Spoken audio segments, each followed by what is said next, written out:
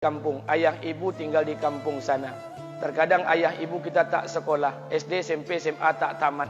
Dia sekolahkan kita SD, SMP, SMA, S1, S2, S3 dengan harapan hidup kita lebih baik daripada keadaan dia sekarang. Tapi apa yang membuat kita jarang untuk menjenguk mereka? Saya ingin sampaikan buat kita bersama. Ayah ibu kita tak tahu kita ni eselon 1, eselon 2, Pak. Ayah ibu kita tak tahu pangkat PNS kita 3A, 3B, 3C, 3D, 4A, 4B, 4C, 4D. Ayah ibu kita tak tahu kita ni public figure. Ayah ibu kita tak tahu dan tak mau tahu. Yang dia tahu kita ni anaknya. Ayah ibu kita tak tahu kita punya sawit berapa. Ayah ibu kita tak butuh mobil kita. Dia tak butuh rumah kita. Tapi yang dia butuhkan kita. Apa yang membuat kita jarang untuk menjenguk mereka? Tahun 2016 di Masjid Damai Langgeng, saya diundang ceramah di sana. Habis pulang ceramah, saya baca WA SMS. Ada seorang ustadz Pekanbaru kirimkan WA dengan saya. Saya baca 2 kali, air mata saya menetes. Kenapa? Karena WA itu berisi cerita satu orang ibu sedang menelpon anaknya. Ibunya nelpon anaknya. Assalamualaikum nak. Waalaikumsalam, kata anaknya. Kata ibunya, nak, sudah 1 bulan kau tak tengok ibu. Apa yang membuat engkau berhalangan, nak? Apakah kau sibuk dengan pekerjaanmu? Minggu yang kedua ibunya telpon lagi. Assalamualaikum nak. Kata anaknya, waalaikumsalam. Kata ibunya, nak, ibu dapat kabar apa engkau baru beli mobil baru. Apa betul nak? Kata anaknya, betul bu. Kata ibunya, alhamdulillah nak, ibu bangga. Kau pandai menyenangkan hati anak istrimu. Minggu yang ketiga ibunya telpon lagi.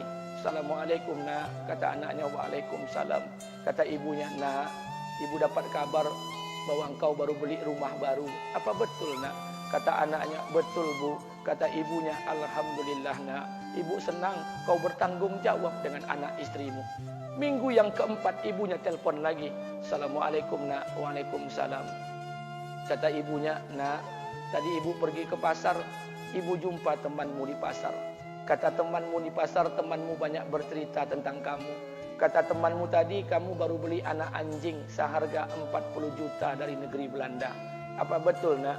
Kata anaknya, betul. Kata ibunya, nak, dengarkan pesan ibu untuk terakhir kalinya. Apa pesan ibunya? Wahai anakku, engkau pelihara 1 ekor anjing. Kau siapkan harga anjing 40 juta. Kau siapkan rumah untuk anjingmu depan rumahmu. Kau jaga anjingmu pagi, siang dan sore. Kau mandikan anjingmu pagi, siang dan sore. Kau kasih makan anjingmu pagi, siang dan sore. Demi Allah nak, dengarkan pesan ibu untuk terakhir kalinya. Apa kata ibunya? Demi Allah nak, demi Allah. Kalau seandainya Allah menciptakan ibu, kalau seandainya Allah menciptakan ibu untuk yang kedua kali di muka bumi ini nak, demi Allah, ibu tak ingin terlahir sebagai manusia. Ibu ingin lahir sebagai seekor anjing, biar berada depan rumahmu dan melihat wajahmu setiap hari. Ibu kita tak butuh harta kita, Pak. Dia tak butuh uang kita, dia butuh kita. Apa yang membuat kita jarang untuk menjenguk mereka? Pantas hidup kita tidak berkah. Pantas rumah tangga kita tidak sakinah. Karena hubungan dengan ayah ibu kita rusak selama ini. Masih ada kesempatan, masih. Yang jauh telpon, yang dekat kunjungi mereka. Demi Allah, kita butuh keberkahan doa mereka. Yang sudah meninggal, ziarahi kuburnya dan doakan mereka. Imam As-Syafi'i berkata, apa kata Imam As-Syafi'i? Manusia zalim, manusia bodoh, kalian tak tahu apabila ayah dan ibu kalian mengangkat tangan di malam hari, dia berdoa kepada Allah untuk anaknya. Doanya cuma sekali, malamnya cuma sekali, hanya sekali saja doanya. Apa kata Imam Syafi'i? Sekali doa ayah dan ibu kalian sudah cukup bagi Allah untuk menjadikan kalian anaknya berkah dunia akhirat. Hari ini berapa banyak doa ayah dan ibu kita, tapi tidak ada keberkahan buat anak mereka. Kenapa? Hati mereka tersakiti. Maka pulang, Pak, cari mak bapak kita. Kita punya rumah hari ini, Bu, kita punya rumah, punya harta, punya uang, punya pekerjaan, punya kekayaan, punya sawit. Kita jadi orang hari ini jadi pegawai bukan kena sarjana kita, Pak. Kita jadi orang hari ini bukan kena otak kita. Kita jadi orang hari ini bukan kena kepintaran kita. Kita jadi orang hari ini jangan-jangan kena keberkahan doa ayah dan ibu kita yang tak pandai tulis baca di kampung sana. Cari mak bapak kita, Pak. Demi Allah, kita butuh keberkahan doa mereka. Apa guna di kehidupan dunia sementara Allah tidak ridho dengan kehidupan kita? Pantas amal kita tertolak di sisi Allah. maka pulang ke rumah cari mak dan bapak kita yang masih hidup, duduk bersama mereka.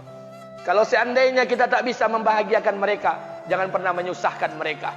Kalau seandainya kita tak bisa membuat mereka tertawa, jangan pernah membuat mereka menangis. Demi Allah, kita hanya punya satu ayah kandung, kita hanya punya satu ibu kandung. Tidak akan ada ayah kandung yang kedua, tidak akan ada ibu kandung yang kedua. Harta kita cuma satu, ayah kita cuma satu, ibu kita cuma satu. Tidak akan ada ayah kandung yang kedua, tidak akan ada ibu kandung yang kedua.